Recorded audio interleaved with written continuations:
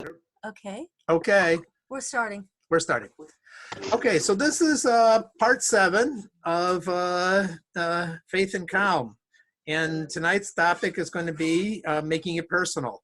How do we, because that's really the key in many of these events. If you can't really internalize it and make it feel like something that's about relevant to you, then it's ideas. It's like a class. It's a lecture or something. And I don't want that to be like that. I want it to be a Farbrengen.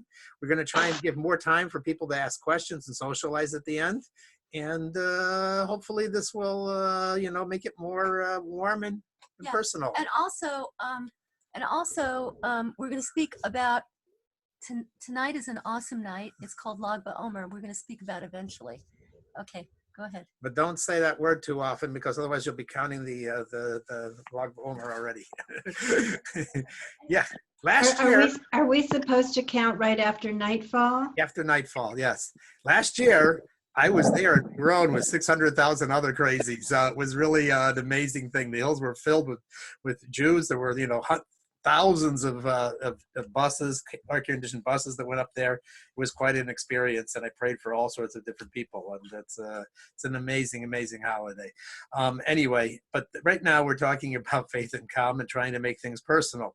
And how to deal, practical techniques for changing how you look at the world.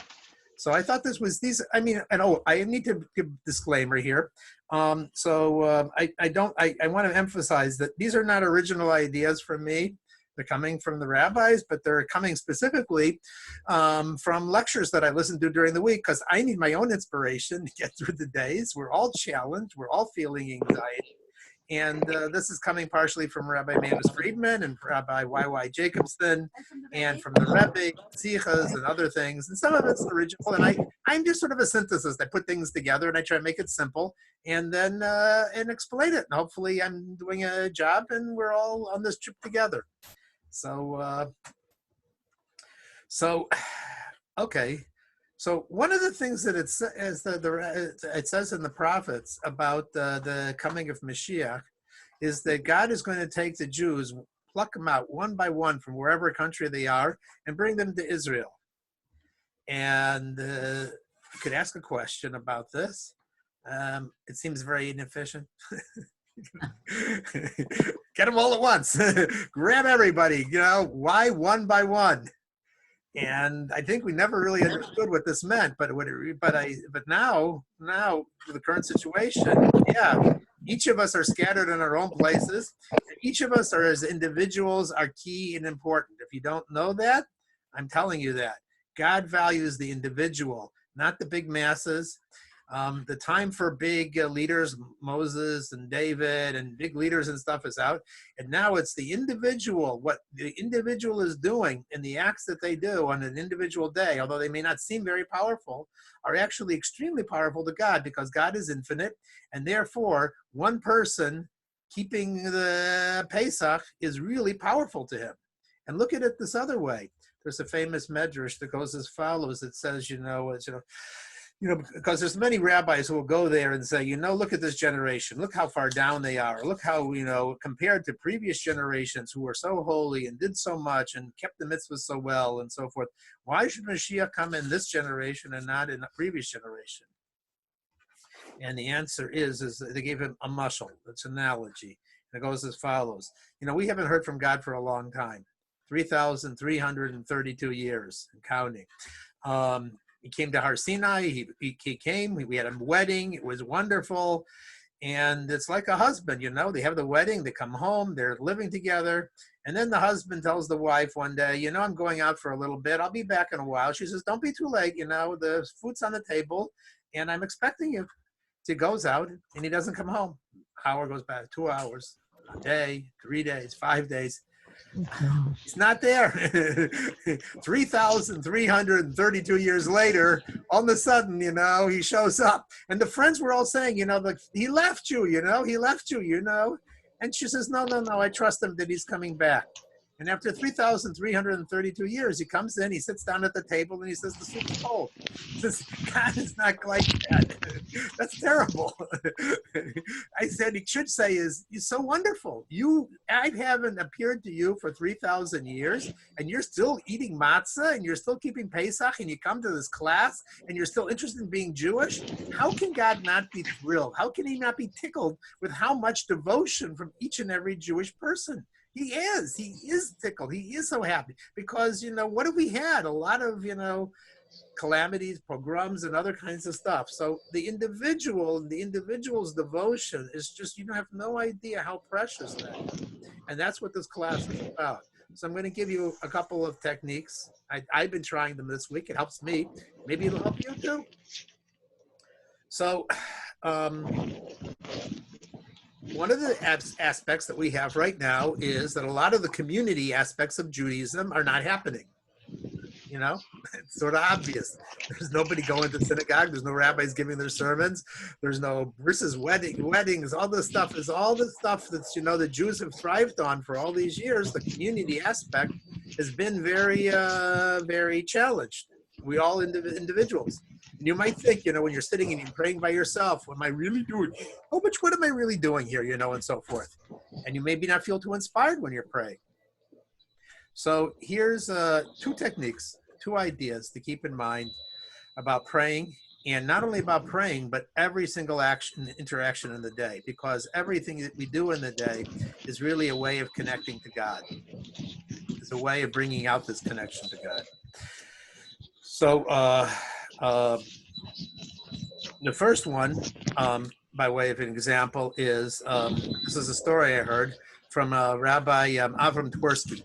One time, he was at the Kosel, and he was praying mincha, and I'm going to, sorry, I might have an issue going on there, so I'll turn that off. Yep, I muted her. Sorry. Anyway, he was praying at the Kosel, and there was a guy next to him speaking in Hebrew, praying, but he was a little bit loud. So Rabbi Twersky was not trying to listen to him, but he couldn't help over here. The guy is standing there, he's talking to God, and he's telling God, I went to the dentist yesterday, and he said this, and he did this, and he's going through the whole list of stuff and so forth. And then at the end, he says, oh yeah, I told you that yesterday. Let's talk about something else.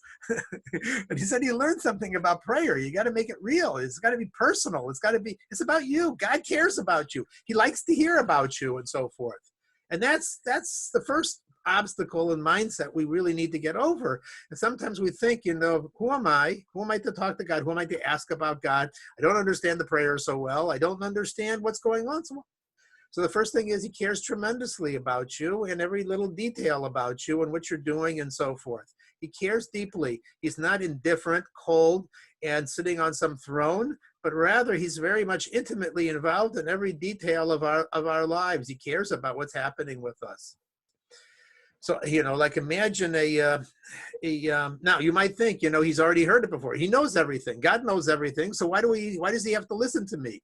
So you can pray any time of the day. And what you're doing when you're praying is as follows. Imagine a parent, a father, let's say example, and he gets a phone call from the principal and the kid misbehaved. And then the kid comes home and the kid is about to tell his father what happened in school today. And the father goes, don't tell me that. I already heard the whole story from the principal. Go right up to your room. That's terrible. That's awful. Why is that awful? Because he missed an opportunity to make a connection. That's what you do when you communicate, when you talk. When you talk to somebody else, you're making an opportunity to make a connection, and that's how you could lead the kid to actually improve. Yeah, you may know the facts already, but that's not important. It's a chance for bonding. It's a bank for connection. So when you pray to God, when you talk to God, when you're going through the course of the day, you can talk to God, and it's a chance for bonding, and he loves that because it's the emotional connection.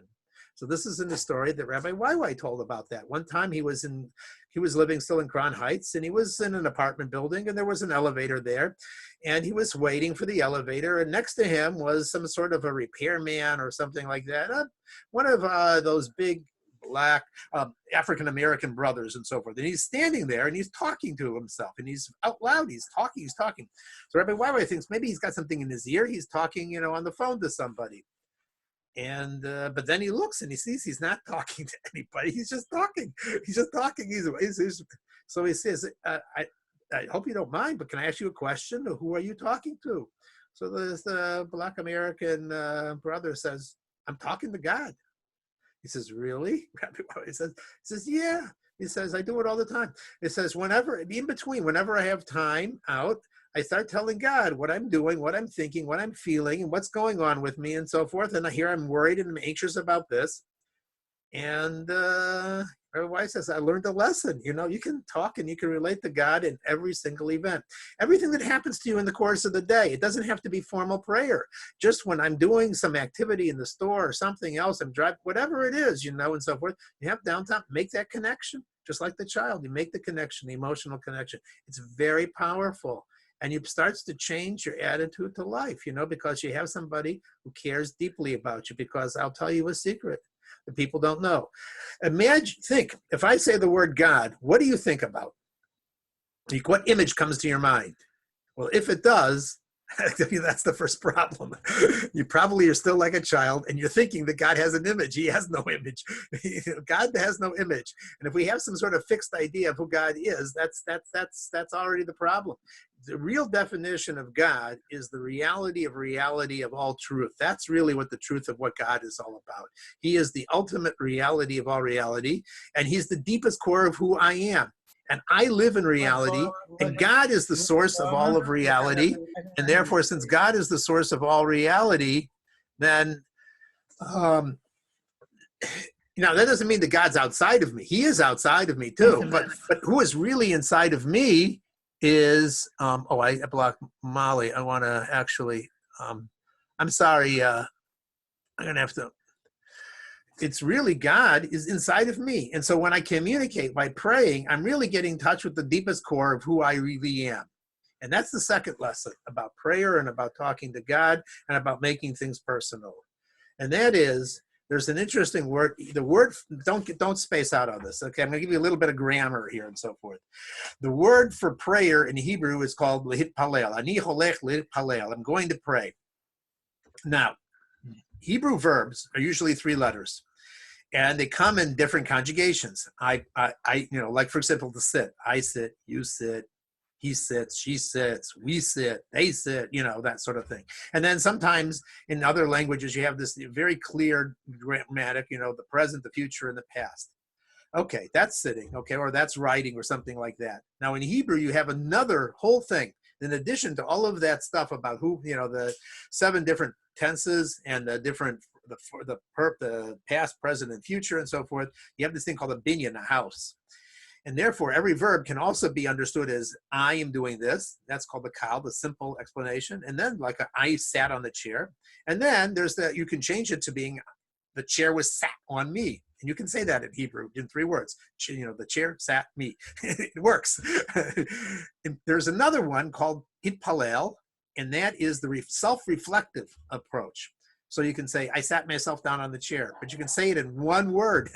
Hit shafti, I sat down, or I wrote, hit katafti. Or you can say prayer, I prayed, hit palalti. Wait a second, what is it? Prayer is between me and God. What do you mean I prayed to myself? Oh, well, prayer is praying to yourself because it is connecting to yourself. It's connecting to the true you. And so we got a lot of private time right now. And what you're trying to do when you pray or when you talk to God or when you go through the day is you're trying to connect to who the deepest part of who you are. And who am I really? Without the mask, with all the lies, without the armor. The people I see who are having the biggest problem with this whole, what's going on right now, we're all having problems, the challenges, but if you don't come from a higher place, all of your support systems are, my job, my title, who my persona, my image, what people think about me and other kinds of stuff. And you don't have a core that goes beyond that. If you don't have something that transcends that, then you're in big trouble because all of those support structures, your bank account and everything else is all shattered, all that stuff. So if that's how you define yourself, you got a lot of, it's scary. But if you have a place higher than that, then you can really survive in a lot of different situations. I mean, we had Viktor Frankl. the author of Logotherapy, said the people who came through the concentration camps the best are the ones who had a high sense of a higher mission that they were involved in. So they could have everything stripped from them, all their dignity, their families, everything else. And yet if they knew that they had a mission, they knew that they were doing something with every little act of their life, that changed everything in who they are. That changed their feelings about themselves. And that's what we're talking about here. And so when you hit Paleo, when you pray to yourself, you're talking to the deepest part of yourself and you're saying, you know, why are you anxious? Okay, I can't control that. I'm anxious, I'm worried, or something like that. So what you have to do is say, that's an emotion, but that's not who I am. And I can actually put that anxiety on the couch and talk to myself and saying, you know, why do you feel so anxious? And, you know, that's actually a good conversation to have one time. Rabbi YY said he suggested to this one girl once, and she actually wrote down the dialogue. I said this to my anxiety, and it replied back to me from this. And after a while, she began to realize, you know, I have this problem that probably from my childhood that, you know, whenever somebody triggers something and says something like, you know, you're sloppy or something like that, you're not dressed right, it makes me extremely anxious. And you learn something about yourself. So prayer is that opportunity. It's a wonderful time to reflect and to get in touch with the core of yourself is, because there is a battle going on. There is one part of the body that the soul, which we talk about in Tanya, the Nefesh Behemis, which is very much connected to the worldly stuff. And then there's the godly part, which is infinitely, always pure, always connected, always holy, no matter how bad you've been. And that's what we're trying to do, is connect to that part. And if you don't exercise that muscle sometimes, then yeah, you're always worried and you're always anxious. But you know what? Repetitive thought, repetitive thinking, and repetitive exercises like this actually, because you have a lot of neuroplasticity, actually builds new grooves in your brain, and you begin to think about yourself differently. You are fantastic. You are a piece of God. You are not limited by what happened to you in the past.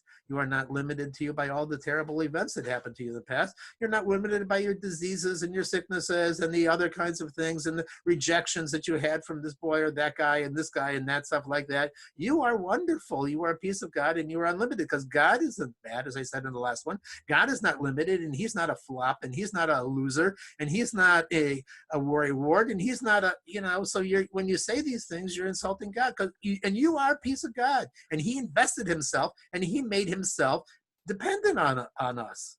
He humbled himself, and when we give, he hurts when we aren't living up. So every time we put something down on ourselves, we become bigger people. Okay, so to sort of tie this up with a story to try and grapple with the idea, this is a nice story, I think, that covers a lot of these ideas. There was a famous Nazi hunter, you may have heard of him. His name was Simon Wiesenthal. When Simon Wiesenthal was in his 90s, he went to Europe to be honored by a conference of European rabbis. And when he got there, they gave him a siddur. And he looked at the siddur. He's not a religious Jew. And he thanked them very much. And he said, I'm going to tell you a story. So he was in the concentration camps. And he was in Mauthausen. And after the war, he was in a DP camp. And there was a famous American rabbi, the head of Agudas Yisrael, named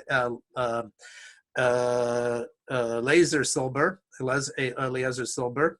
And he was in charge of the joint and a lot of outreach, a lot of programs in the war trying to save and rescue European Jews.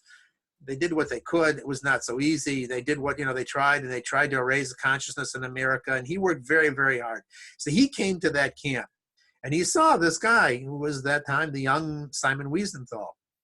And he asked Simon Wiesenthal, would you like to come? We're going to have a minyan here, and you can join, and you can be part of the minyan. And Simon Wiesenthal looked at him, and he said, absolutely not. No way. I am not going into a minyan. I don't want anything. I'm going to tell you why. I have nothing to do with that, with the religious Jews anymore. So he explained, and he said, when I came to this camp, Mauthausen, there was a religious Jew there. I got very impressed with him. He smuggled in a siddur, and he would pray from it for every day. And I thought, wow, here in the camp, he's praying every day. And then the next day, I saw that what he was doing was, after he prayed, he was actually renting the prayer book to other Jews for a piece of bread. So he was using his siddur to take away bread from people who needed the bread so he could get, fed well. And I got so mad at him. And I was so disgusted. I 180 degrees. I thought he was this is what people do, He's supposed to be religious. And I'll have nothing to do with religious Jews. So Rabbi Lazer Silber, put his hand on his shoulder and he said, "You nar, you foolish, you're so foolish." And Weisenthal said, "You could call me religious, you could call me anti-religious, but why do you call me foolish?" And Rabbi Silber said, "Listen, why do you focus on the one Jew who behaved terribly? Why don't you look at all the other Jews who would give away the last piece of bread in order to be able to pray, in order to connect with who they really are? That precious moment where you commune with God and you have a one-on-one, and he listens and he pays attention and he cares and he feels everything you feel and he knows all those facts like that loving father, and he just wants to make that bond in the relationship." And that's what we do when we pray, and that's what we do the rest of the day too. Every event that we do, every act that we do, and so forth like that, it can be in one of two ways, with a lot of anxiety and worrying about how, the time and the pressure and stuff like that, and then we're not really in touch with the deeper part of ourselves. Or we can actually use the moments that we have right now. It's a doorway, and it's an opportunity to change ourselves and our mental attitudes. It's not easy. There's a lot of anxiety. Religious Jews have the same problem. But every mitzvah you do, every time you decide, I have a mission, and that's what I'm going to pay attention to. And I'm not going to pay attention to those other voices. They're just backseat drivers, as I said last time, and I don't want to listen to them. I don't want them to drive the car, because they're going to be there and they're going to yak away and they're going to tell me all these reasons why I'm supposed to be anxious. And the fact is, right now, I can be a light to other people, and I can inspire other people, and I can make a change in myself and the whole world this way. And it's a part of just tapping in to that part of you which is fantastic and perfect and a light to the world. And so that's I think that's my story, and I think that's my time period. And I hope that was good. And I'm going to unmute everybody. Thank you. And if there's anything to ask, and if not, I'll just bring my wife in, and she'll do part two of this, and she'll probably talk about Lag BaOmer and about the wonderful miracles that we, tonight you can just, the doors are open, Rashbi, and all Jews are equally. She'll do this. That You was have such a nice Shimon? story that you told. Before you go. Yep. Oh, I think Sori's asking something. Go ahead. What? Oh, Sori asked. Okay, I was just asking. Did you hear anything that you listened to that explains why this is going on from a spiritual sense, and also how long it may last? It's a good question. It's a good question. We don't want any medical. Sorry, all right, it stopped. Okay. Yeah, I think every rabbi gets this question on all their Zoom classes and so forth like that. And the ones that I think, the ones that are the wisest are the ones that say, when you're really smart, you have to be able to say, I don't know. I'm not in God's league. I'm not, a little child listening to Einstein's lecture would say how boring and how stupid. And that's the difference between a little child and Einstein. And a little child can become an Einstein if you give him enough push in school and so forth. The distance between us and God is infinite. And so therefore, the fact is we just don't understand his time strain or his reasons why. In fact, we wish that this wasn't the way that we have to find our deepest core in ourselves. But for some reason, that's what has to happen. So we pray and we ask, let it get over with immediately. There are people who are suffering tremendously. There are people who are in agony because of loss of relatives. And I have to be a human being. And the first part of being a human being is to have empathy and care for other people. God doesn't want us to be like angels and think that we're above all of this world. Even and something shut like that that. light off, We please. have to feel Please. we feel for other people, and that's what you do when you go to the house of Shiva. You say, you know, you lost somebody. I'm also feeling a loss, and I want to share that loss with you. So that's the first mission that we do. We say, I don't want this to continue on. I want it to end as soon as possible. And I'm hoping that it will, because I you know, if you, Shalom Judas will tell you, we think that, you know, there are changes that are happening underneath the surface. And people are beginning to start to, you know, discover who they are, who their wives are, who their children are. And maybe this is something very good is going to come out of this, because it has to. We can't just go back to the same place again.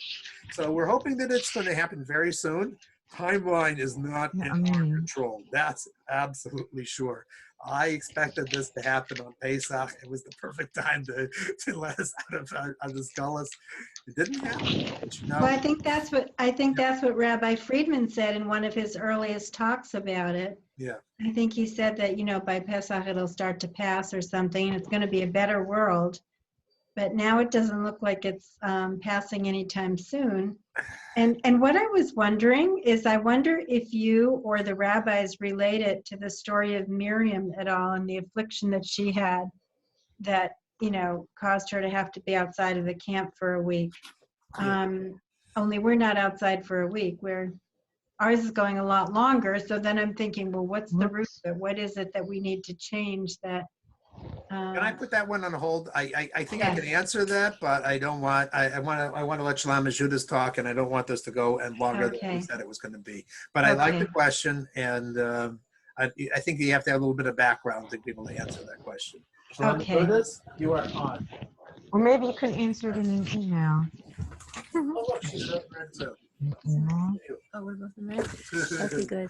So what time is it? 7:32. 7:30. Somebody watched the clock and somebody shouted 7:55. Shlomo Yudas, don't say Lag BaOmer, because if I say Lag BaOmer after 7:55 after sunset, that's like counting. So I will have done it without a blessing. Okay. Anyway, it's not the end of the world. Oh, why does my glasses sometimes do this? Oh, and sometimes not. I don't know. Okay, let's try doing this. So Right, it's making a glare. a glare, yeah. So sometimes yes, sometimes no. I don't know why. Okay. So in a few minutes, it's going to be Lag BaOmer. Lag BaOmer is one of the most spiritually powerful days in the entire year. There's almost nothing like Lag BaOmer, and probably this year it's going to be particularly powerful. So what is, I just want to give a little bit of background. What is the Omer and what is Lag BaOmer? So the Omer is, you know, when we got out of Egypt, there were 49 days until we got the Torah. God didn't give us, you would think that God would give us the Torah immediately upon freeing us from Egypt. The whole purpose of freeing us from Egypt was so that we could be his people and change the world. And Egypt was a preparation for that, believe it or not. Egypt was, it was called the Iron Crucible, and our souls became much stronger in Egypt from all the when a person goes through a difficult thing, it makes his soul stronger. So as the Jewish people, we were in an iron crucible for 210 years. And we emerged from there, different people able to keep the Torah. And our souls would be strong enough. But still, God didn't give us the Torah right away, because we had a slave mentality. We had been slaves for we'd been slaves for actually not the full 210 years. We had been slaves for more than 80 years, and Hashem wanted us to free ourselves. He gave us 49 days to drop the slave mentality and to be free, to be truly free, not just in fact, but in essence. So those 49 days each year, we live through the same thing. And we're actually supposed to work on refining ourselves, on throwing out all our garbage, all our spiritual garbage, all our emotional garbage, so that we reach the point that we can receive the Torah on Shavuos, which is coming in a few weeks, on a higher level than we would have done immediately when we left Egypt. So anyway, if Hashem gives us a task, and the task of the Omer is to work on yourself, whenever Hashem gives a task to a person, he gives them the means to accomplish it. And and I've said it before and I'm saying it again, I think Hashem is showering down so much help right now that I've almost never experienced anything like it. And help in a lot of unusual ways, you know, like if you're going to improve as a person, one big help is to know what's wrong with you. You know, we're all, we see different flaws with ourselves, but every person loves themselves also. And we hide our flaws from ourselves. But this year oh my goodness, Shlamasudas, that's, that, oh my gosh, that's really ugly. That's really, oh, you got to get rid of that one. And I've had much more success in batting those things. Okay, I haven't conquered everything, but I see what's wrong, and I have a little bit more success in working on it than I've had in previous years, and it's very exciting. And it makes this time, instead of a time of anxiety and uncertainty, I'm grabbing what is. What is that there's spiritual energy coming down, and I'm running with it, and it makes it. And it's okay. Sorry, I'll mute you. And it makes it into an exhilarating time for me, and it can be for everybody if you just know that Hashem is available for you right now, and ask Him to help you. Ask Him to help you refine yourself. Ask Him to help you, do whatever work you need to do. So anyway. Let me talk a little bit about Lag BaOmer and what it is to me, and then what it is in general. Lag BaOmer for me, it's a magnificent day. In 2003, Yehezkel Shimon went last year, but it was over 100 degrees, and we were in Israel. We were in Israel because somebody that we know was giving birth, and we were there because it was Lag BaOmer. I didn't go to Meron because I just couldn't take a 3-hour bus trip in 107. He went in 107 degrees on a bus, and who knows if the bus even had air conditioning. I think there were only men on the bus. No woman dared to go. And I don't know. So they have whatever. So he went.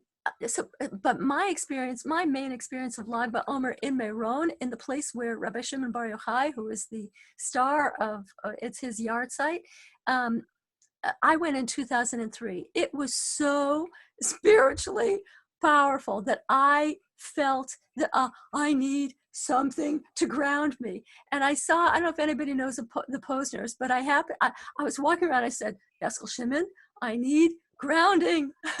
And I saw a Posner, a teenager. I never saw him before, but I saw that face and I said, that's got to be a Posner. And I ran over to him and I said, what are you doing? You're handing out leaflets. Give me some of them. I have to hand them out.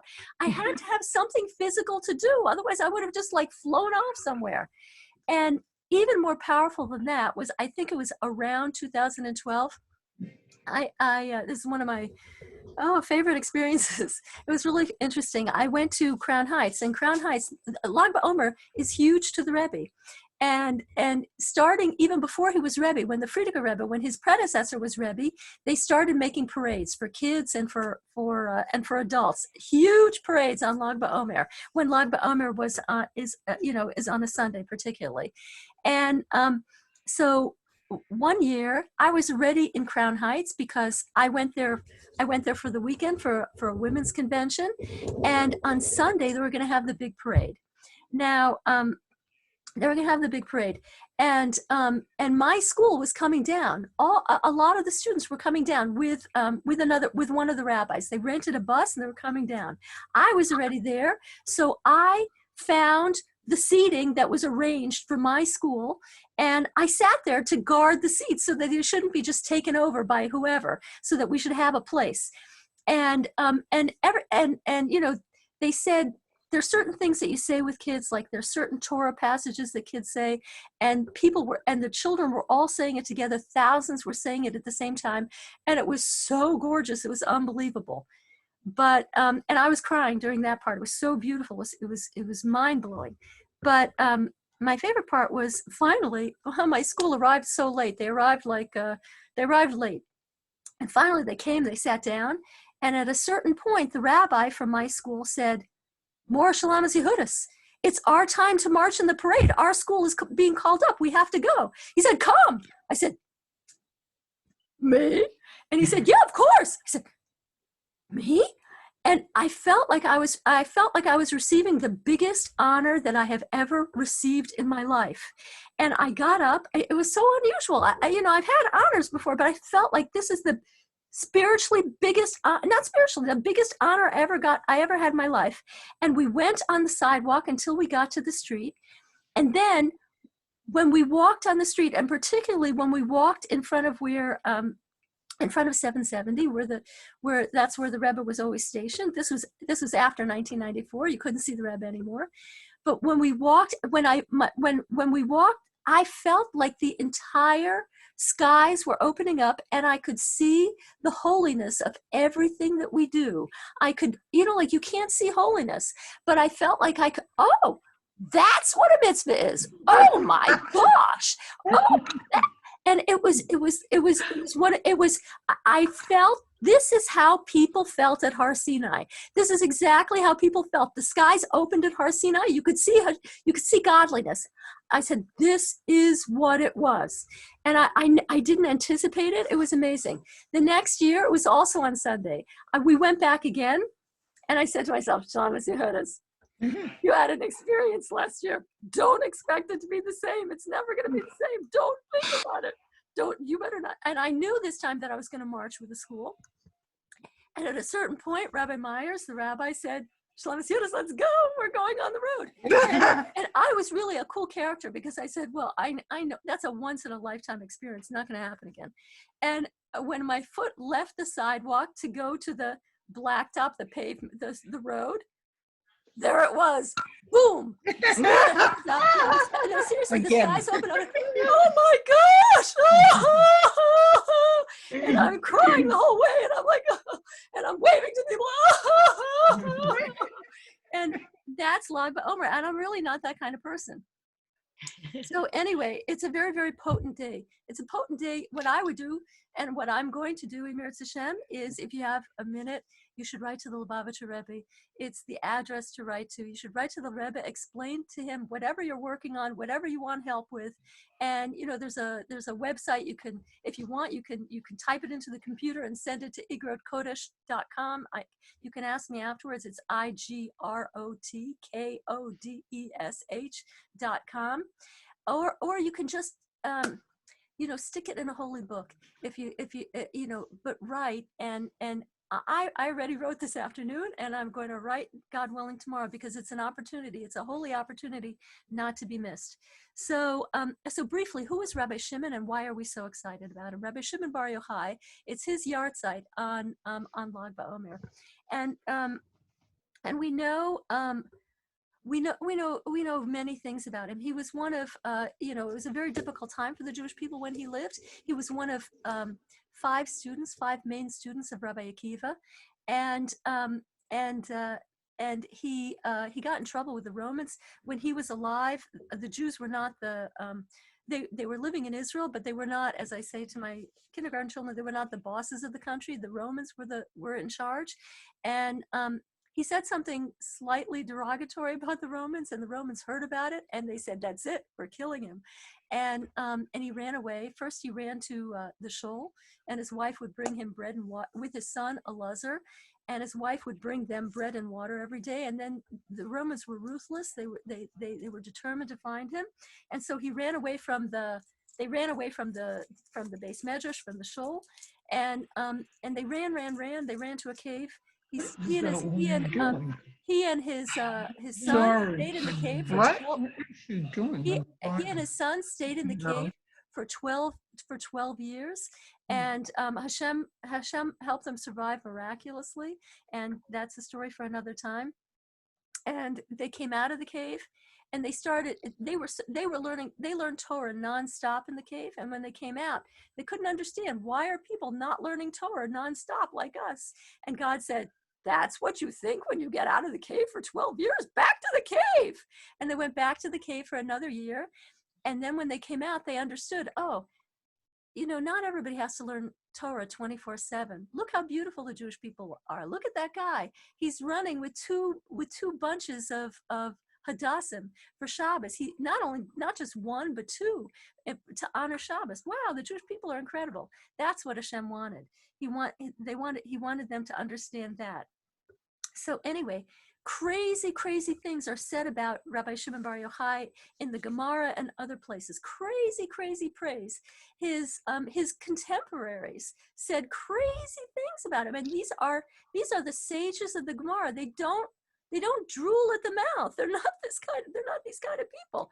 But they said some of them said Na'asa Adam Ne'amar ba'avarecha. You know what that means? When God said, let's make man, he was thinking about you, Rabbi Shimon Bar Yochai. That's such an incredible compliment. And people call him Hatana HaEloki, the godly sage. And somebody said, if you want to look at the face of God, look at Rabbi Shimon Bar Yochai. Just crazy things are said about him. And he says crazy things about himself, not in it, but we'll figure out what that is. It's not egotistical, so it's very deep. So anyway, I'm grateful to Rabbi Yossi Jacobson, because I got a lot of this from an incredibly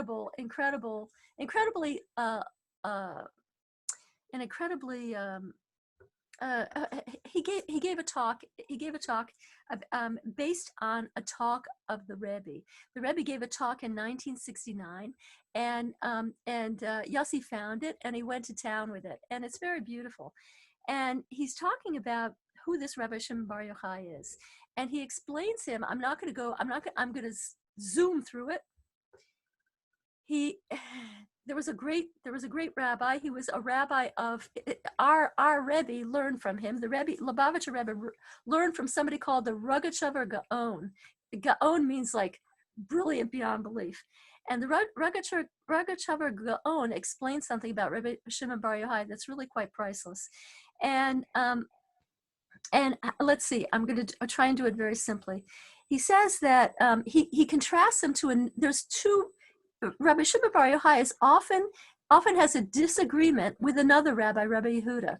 And the Rogatchover, nobody else figured this out. The Rogatchover figured out that in every instance of this disagreement, the Rabbi Shimon Bar Yochai is looking at what is God's intent in this, and Rabbi Yehuda is looking at what are the facts in the ground. What are the facts?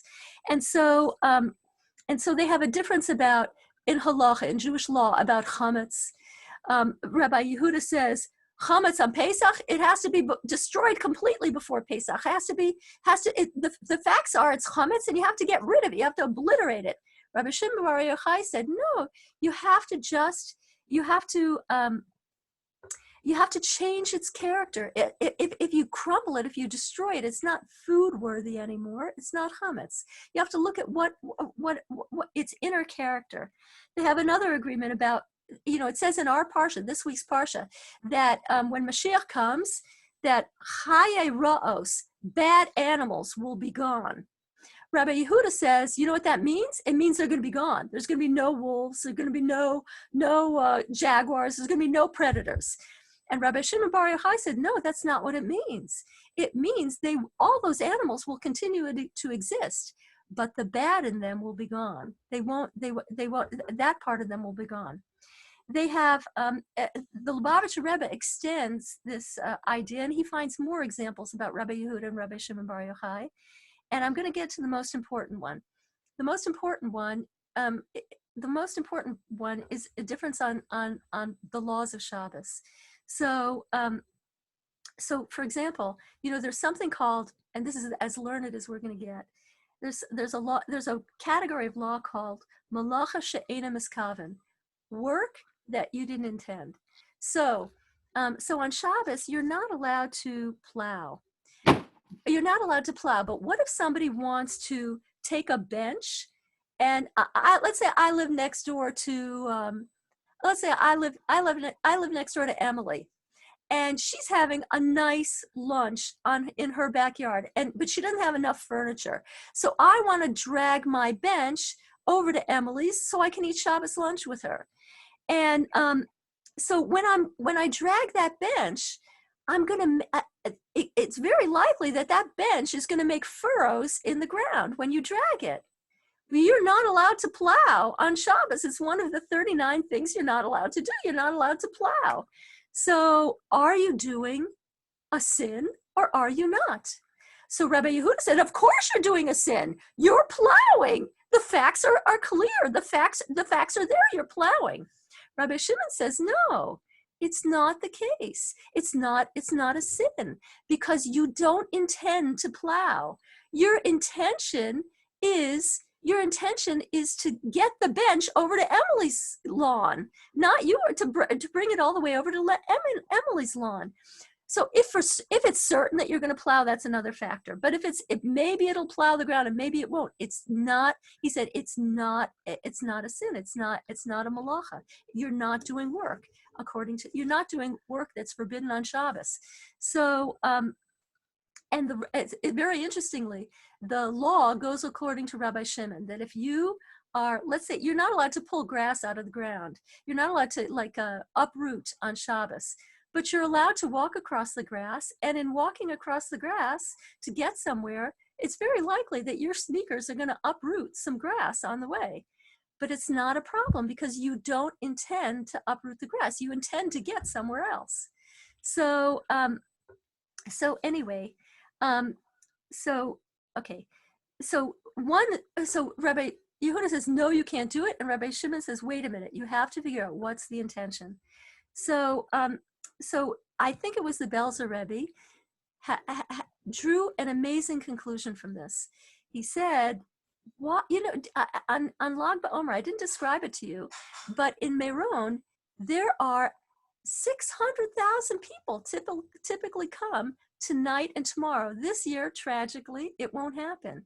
They fenced off the mountain where the tomb is. The tomb is at the top of the mountain, and they fenced it off, and nobody's allowed this year.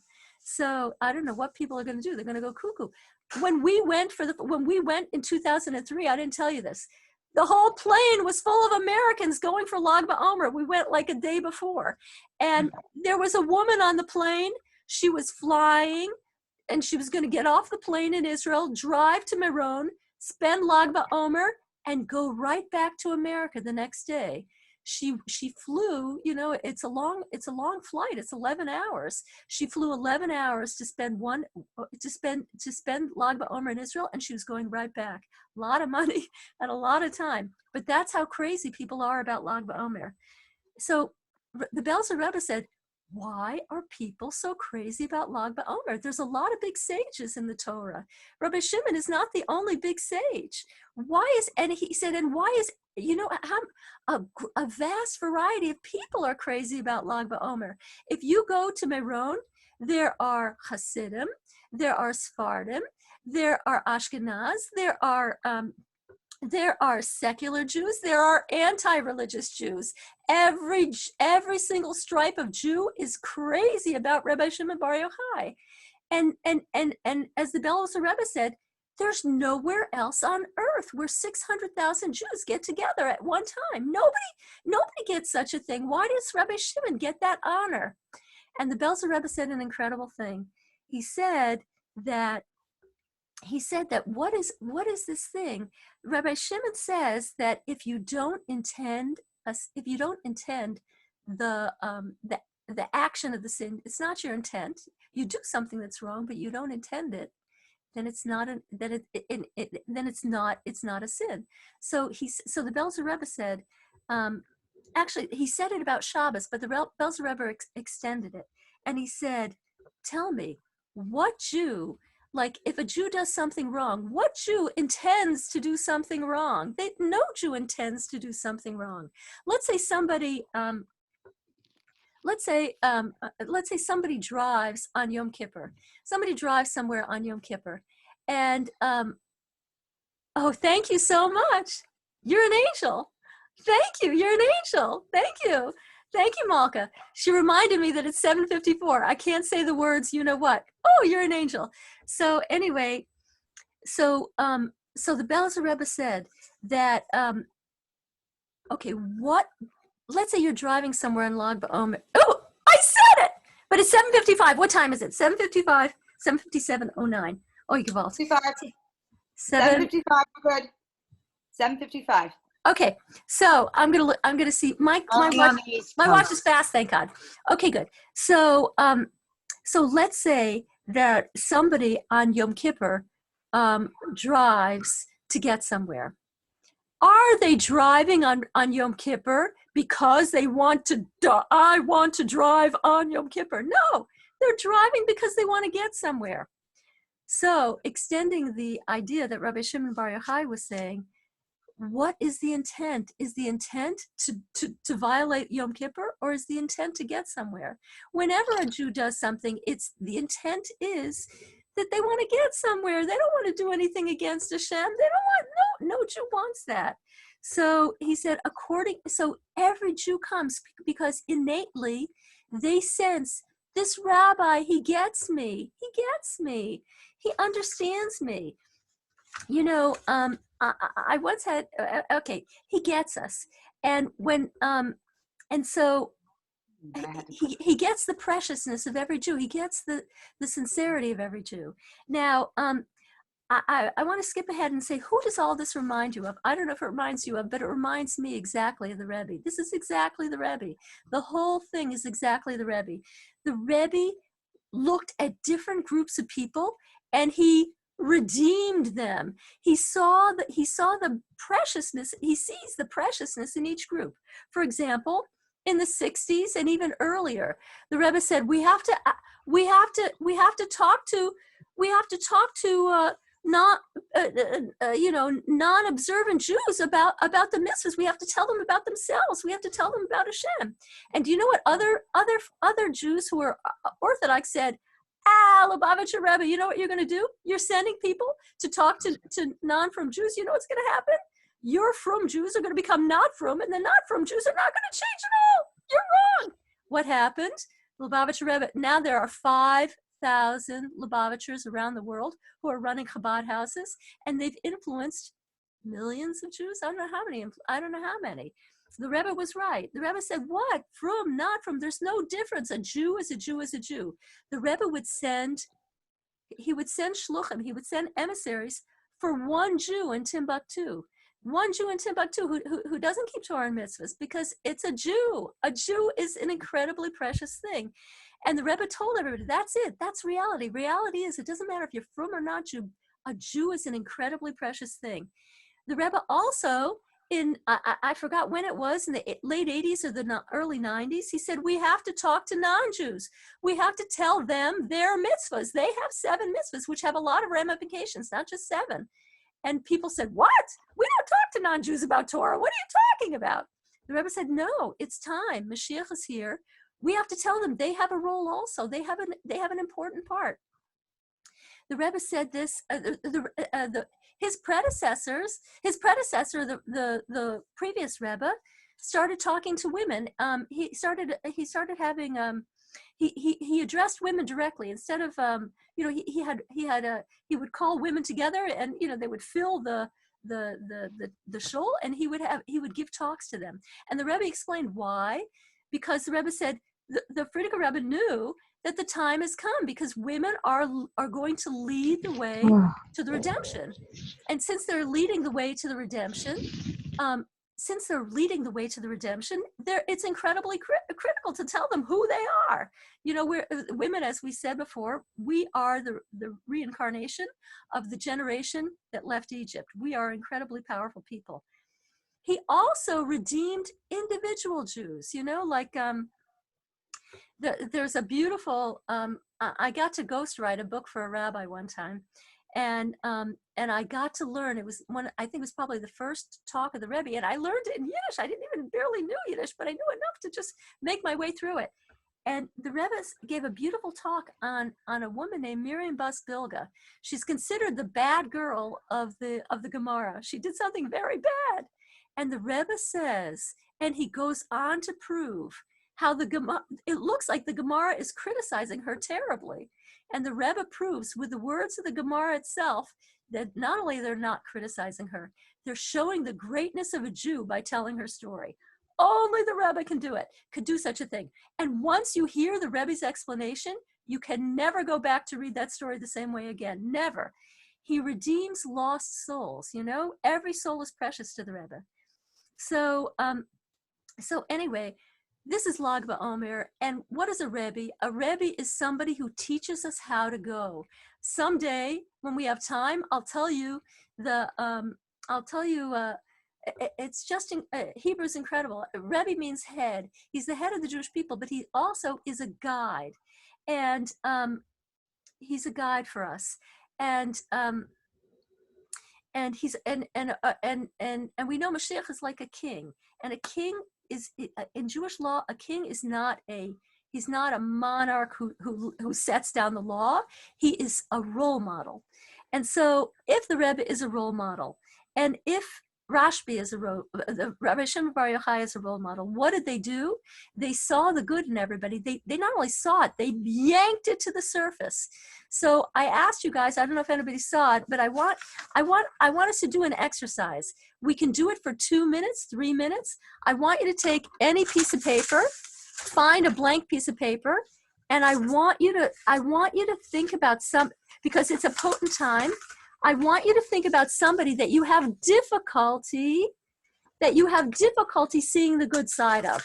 A Jew who you have difficulty seeing the good side of, or you're often critical of them. And I want you to do, we're going to call it the Rabbi Shimon Bar Yochai dance. What do? They are a Gaal. They redeem. Gaal means you pull out the good and you redeem them. They pop up to the surface. They become lighter because of what you did. So we're going to redeem, and you're going to redeem somebody in your life that you have a hard time with. Somebody that, makes you lose your temper. Somebody, it could be your own kid. It could be a relative. Very often it's a relative. Or it could be a friend. It could be somebody that you really have a hard time with. And we're going to take a minute and we're going to start writing every redeeming factor we can think about that person. And when you do that, you are actually helping the person. We learned that when you talk or write about a person's good qualities, it reinforces those good qualities. And when you do the opposite, when you criticize somebody, it makes them weaker. Even if they don't hear it, it makes them weaker and more likely to do the unfortunate behavior. So I'm going to get my paper. I don't know if I have any paper left. Let's see. And yay! Oh well. Okay, I have an envelope. And let's set my timer at clear. I'm going to set my timer for 1 minute. 1 minute and yeah, 1 minute. Let's do it for 2 minutes. 1, 2, 3, start writing. Okay.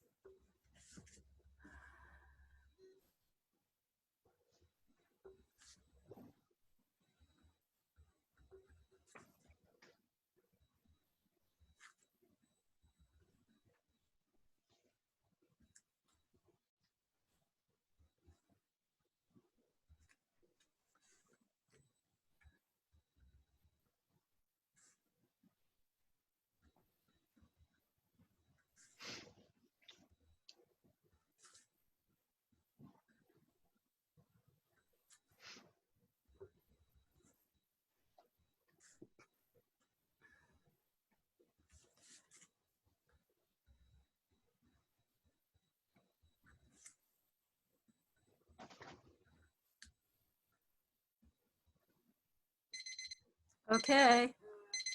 Okay, we did it. We did it. So, okay, good. Now, if you, I want to set the clock for 1 more minute and maybe 2 minutes this time. And I want you, if you have another piece of paper, I want you to do the same thing for yourself because we're often our biggest critics.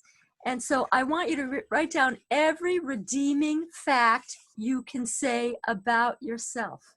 And I'm going to tell you when to start, or you can start even now. It's no need to have. Okay, so one. Wait, let me set the clock. Stop. Okay. Here we go. Go yourself now. Every redeeming fact you can think of. Oh, good.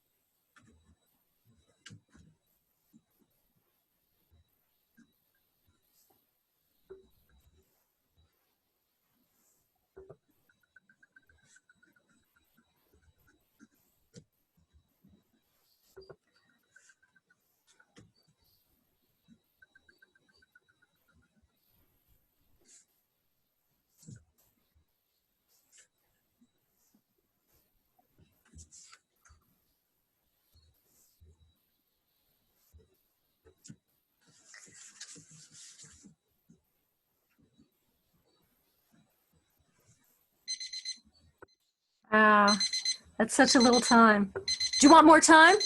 No. Yes or no? No. Okay, good. Fine. Okay, good. So, okay. So, does anybody have any questions?